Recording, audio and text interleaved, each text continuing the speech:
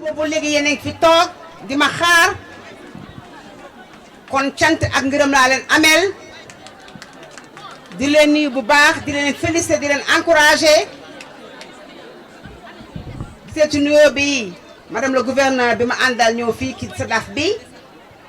di nuyu monsieur le préfet et les sous-préfets du département de Nioro di nuyu monsieur les maires di nuyu monsieur le maire de la commune de Nioro maa ngi koy nuyu bu baax di ko remercier ci message sànqam bi di nuyu le président du conseil départemental ou son représentant du département de Nioro di nuyu honorable Diema Ndiaye Ba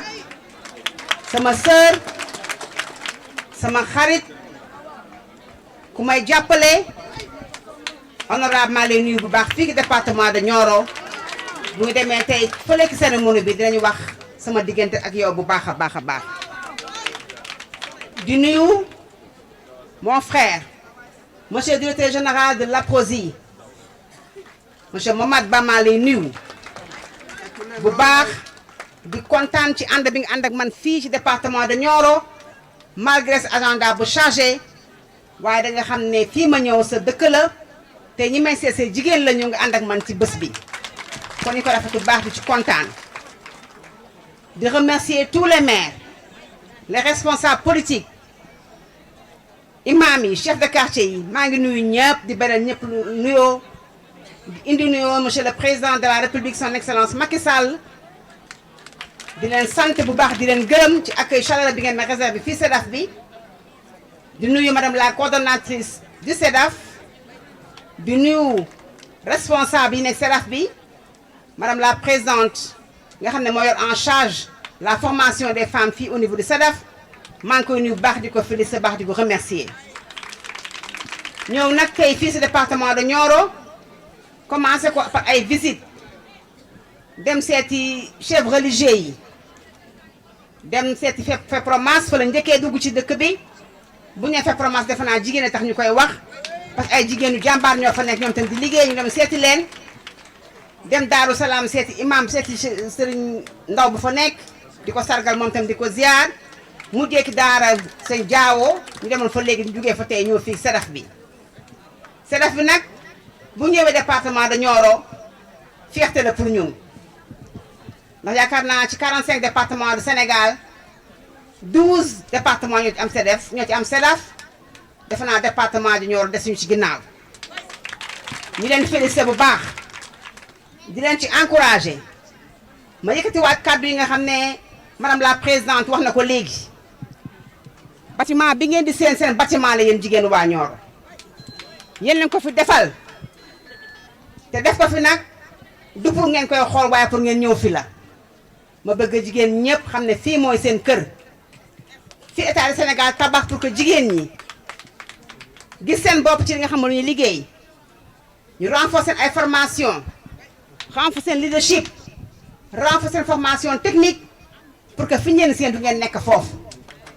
parce que fii seentu jigéenu Sénégal mooy ngeen taxaw en première ligne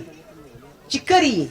ci njaboot gi waaye on taxaw aussi en première ligne indi seen participation bu baax a baax ci économie réew mi ma visité nag exposition bu am solo bii nga xam ne daf ma firndeel ne li ma fi doon seentu gis naa ko fekk naa ko fi parce que xam naa ne ay jigéenu jàmbaar ñoo fi nekk liggéey bu rafet bi ma rafetlu ko baax di ko magnifier parce que nag yombul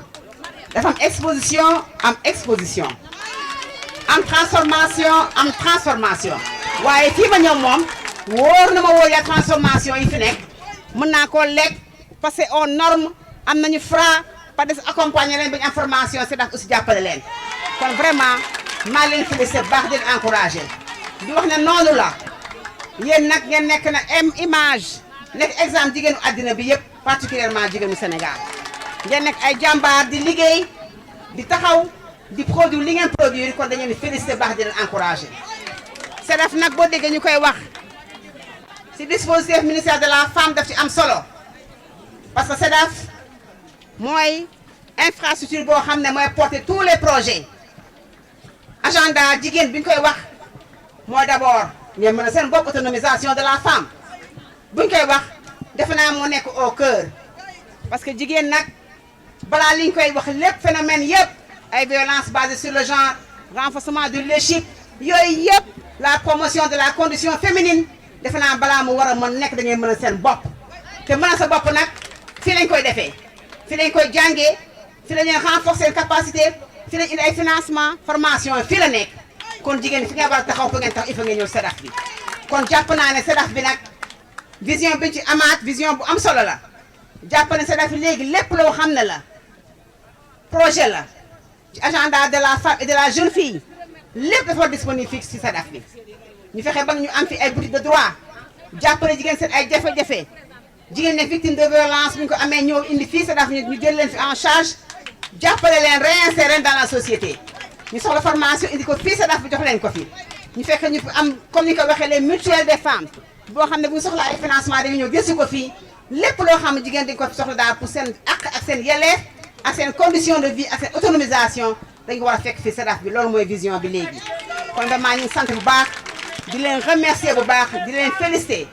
di nuyu mon frère mon jeune frère Baskebe